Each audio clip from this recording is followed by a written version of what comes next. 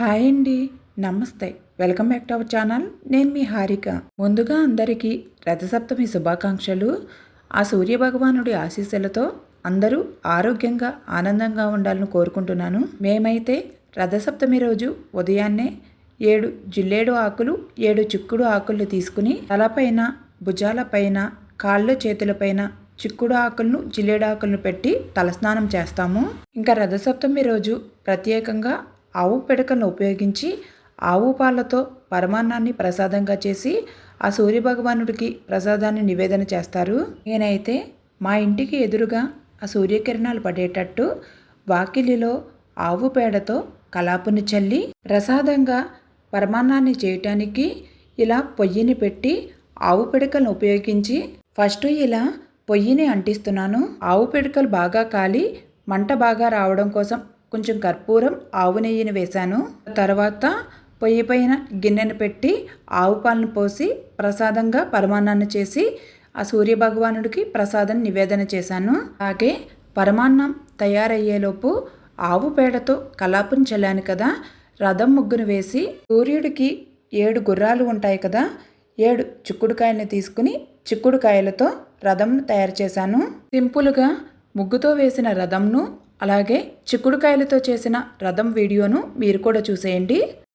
తతో యుద్ధ పరిశ్రాంతం సమరే చింతయా స్థితం రావణం జాగ్రతో దృష్ట్వా యుద్ధాయ సముపస్థితం దైవతైశ్చ సమాగమ్య ద్రష్టుమభ్యాగతోరణం ఉపాగమ్య బ్రవీద్రామం అగస్త్యో భగవాన్ ఋషిః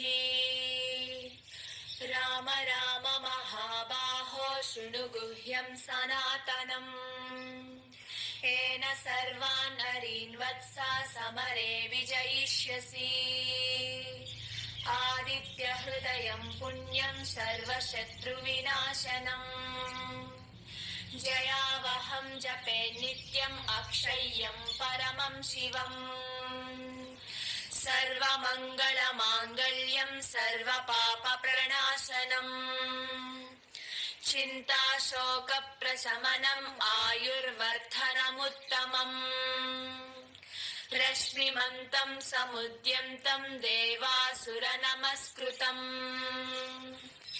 పూజయస్వ వివస్వంతం భాస్కరం భువనేశ్వరం సర్వదేవాత్మకో హేషా తేజస్వీ రశ్మిభావనః ఏష దేవాసురగణాన్ లోకాన్ పాతి గభస్తిభిః ఏష బ్రహ్మా చ విష్ణుశ్చ శివస్కందః ప్రజాపతిః మహేంద్రో ధనదః కాలో యమः సోమో హ్యపాంపతిః పితరో వసవः సాధ్యాయశ్వినౌ మరుతో మనుః వాయుర్వహ్నిః ప్రజా ప్రాణా ఋతుకర్తా ప్రభాకరः ఆదిత్యः సవితా సూర్యः ఖగః పూషా గభస్తిమాన్ సువర్ణసదృశో భానుర్హిరణ్యరేతా దివాకరः హరిదశ్వः సహస్రార్చిः సప్తः సప్తైర్మరీచిమాన్ తిమిరోన్మథనः శంభుः స్రష్టా మార్తాండ అంశుమాన్ హిరణ్యగర్భः శిశిరస్తపనో భాస్కరో రవిः అగ్నిగర్భోదితేః పుత్రः శంఖः శిశిరనాశనः వ్యోమనాథస్తమో భేదీ రుగ్యజుస్సామపారగः ఘనవృష్టిరపాం మిత్రో వింధ్యవీధి ప్లవంగమః ఆతపీ మండలీ మృత్యుః పింగళः సర్వతాపనः కవిర్విశ్వో మహాతేజా రక్తः సర్వభవోద్భవः నక్షత్రగ్రహతారాణామధిపో విశ్వభావనः తేజసామపి తేజస్వీ ద్వాదశాత్మన్నమోऽस्तु తే నమః పూర్వాయ గిరయే పశ్చిమాయాద్రయే నమః ज्योतिर्गणानां पतये दिनाधिपतये नमः। जयाय जय भद्राय हर्यस्वाय नमो नमः। नमो नमः सहस्रांशो आदित्याय नमो नमः। नम उग्राय वीराय सारंगाय नमो नमः। नमः पद्मप्रबोधाय मार्ताण्डाय नमो नमः। ब्रह्मेशानाच्युतेशाय सूर्यायादित्यवर्चसे भास्वते सर्वभक्षाय रौद्राय वपुषे नमः। तमोघ्नाय हिमघ्नाय शत्रुघ्नायामितात्मने कृतघ्नघ्नाय देवाय ज्योतिषां पतये नमः। तप्तचामीकराभाय वह्नये विश्वकर्मणे नमस्तमोभिनिघ्नाय रुचये लोकसाक्षिणे नाशयत्येष वैभूतं तदेव सृजति प्रभुः पायत्येष तपत्येष वर्षत्येष गभस्तिभिः एष सुप्तेषु जागर्ति भूतेषु परिनिष्ठितः एष चैवाग्निहोत्रं च फलं चैवाग्निहोत्रिणाम् वेदाश्चक्रतवश्चैव क्रतूनां फलमेव च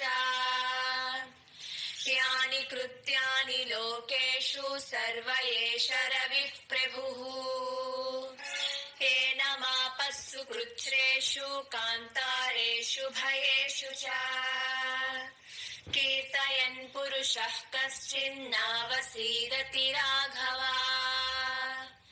पूजयस्वैनमेकाग्रो देवदेवं जगत्पतिम् एतत् त्रिगुणितं जप्त्वा युद्धेषु विजयिष्यसि अस्मिन् क्षणे महाबाहो रावणं त्वं वधिष्यसि एवमुक्त्वा तदागस्त्यो जगाम च यथागतम् एतत् श्रुत्वा महातेजा नष्टशोको भवत्तदा धारयामास सुप्रीतो राघवः प्रयतात्मवान् आदित्यं प्रेक्ष्य जप्त्वा तु परं हर्षमवाप्तवान् त्रिराचम्य शुचिर्भूत्वा धनुरादाय वीर्यवान् रावणं प्रेक्ष्य हृष्टात्मा युद्धाय समुपागमत्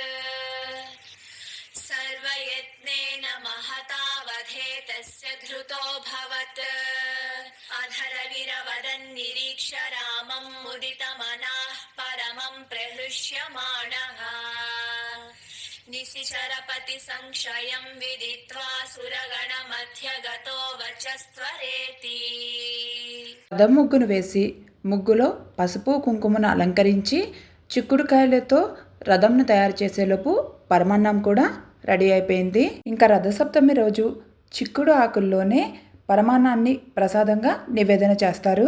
ప్రసాదం పెట్టడం కోసం నేను 7 చిక్కుడు ఆకులను తీసుకున్నాను. పసుపుతో చిన్న గణపతిని చేసుకుని ఆ పసుపు ముద్దలోకి సూర్యభగవాన్ని ఆహ్వానించినట్టుగా భావించి రథం మధ్యలో పెట్టి పసుపు కుంకుమలతో అలంకరించి పూలతో అక్షింతలతో పూజ చేసుకుని చిక్కుడు ఆకుల్లో పరమాన్నాన్ని ప్రసాదంగా పెడతారు. ఈరోజు రథసప్తమి సందర్భంగా ఫస్ట్ చాలా సింపుల్గా పూజ చేసేసుకుని తర్వాత ఇలా పరమాన్నాన్ని ప్రిపేర్ చేసి సూర్యుడికి ప్రసాదంగా నివేదన చేశాను. మరొక్కసారి అందరికీ రథసప్తమి శుభాకాంక్షలు. అలాగే ఆ సూర్యభగవానుడి ఆశీస్సులతో అందరూ ఆరోగ్యంగా ఆనందంగా ఉండాలని కోరుకుంటున్నాను. నా వీడియో కనుక నచ్చినట్లయితే లైక్ చేయండి. అలాగే మీ ఫ్రెండ్స్ అండ్ ఫ్యామిలీ మెంబర్స్కి నా వీడియోస్ను షేర్ చేయండి. ఇలాంటి మరిన్ని వీడియోస్ కోసం ఇట్స్ హారిక ఛానల్ను సబ్స్క్రైబ్ చేయండి. Thank you for watching. Please support me.